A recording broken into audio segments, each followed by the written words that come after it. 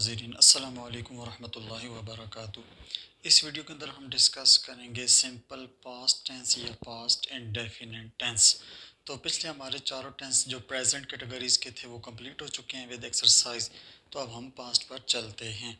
तो सबसे पहले पास्ट, जिस तरह कि मैंने आपको पहले भी बताया था कि पास्ट इंडेफिनिट को पास्ट सिंपल भी कहा जाता है।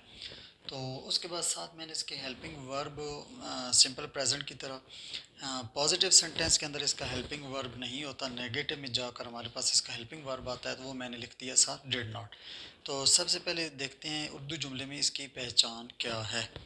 तो पहचान इसकी मैंने लिखी है कि उर्दू जुमले के आखिर में आता है ता था, ती थी, ते थे, या अलिफ होगा जैसे कि वो स्कूल गया, या छोटी ये होगी जैसे कि मैं कहता हूँ वो स्कूल गई, या बड़ी ये होगी जैसे कि मैं कहता हूँ वो स्कूल गए। तो ये इसके आखिर में अलिफ, छोटी ये और बड़ी ये इस तरह के अल्फाज आ रहे हैं।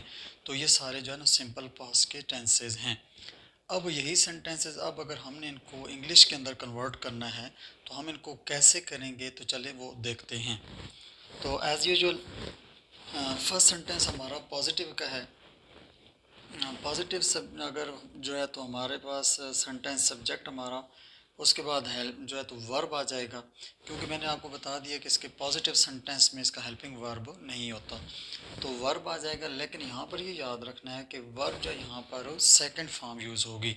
तो this is the only tense in which वो use second form of verb. 12 tenses में से सिर्फ एक ये टेंस ऐसा है जिसके अंदर second form of verb use की जाती है। उसके बाद जो है तो हमारा ऑब्जेक्ट आ जाएगा। तो इसकी एग्जांपल ये मैंने सब्जेक्ट के नीचे मैंने लिख दिया एनी सब्जेक्ट।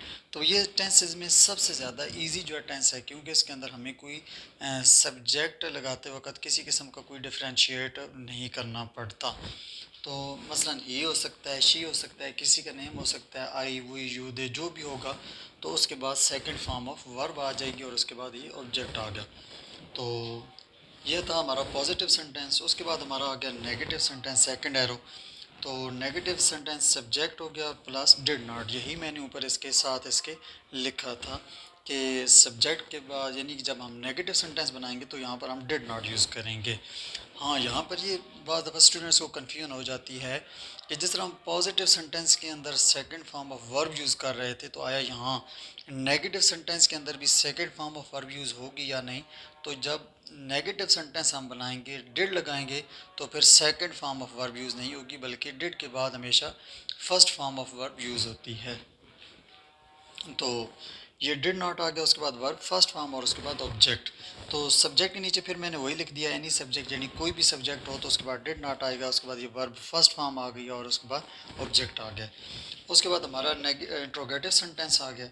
तो इंट्रोगेटिव सेंटेंस में जो हमारा सब्जेक्ट था डिड, जो कि नेगेटिव में हमारे पास आया था, हम उसको शुरू में ले आए हैं, ये एच वी शुरू में आ गया, यानी कि जो डिड है।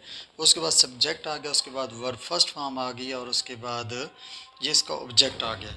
तो ये मैंने अब लगा दिया शुरू में हेल्पिंग वर्ब। इसकी जो एग्जांपल लिखी है, डिड शुरू में है, उसके बाद सब्जेक्ट कोई भी हो सकता है, एनी सब्जेक्ट, उसके बाद वर्ब फर्स्ट फॉर्म और उसके बाद इसका ऑब्जेक्ट।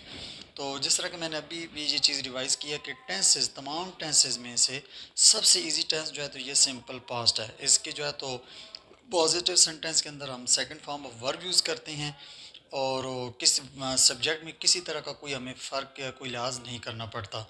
और आगे नेगेटिव और इंट्रोगेटिव बनाते वक्त हम डिड को as a helping verb use करते हैं, और वहाँ भी हमें सब्जेक्ट के अंदर किसी तरह का कोई फ़र्क नहीं करना पड़ता।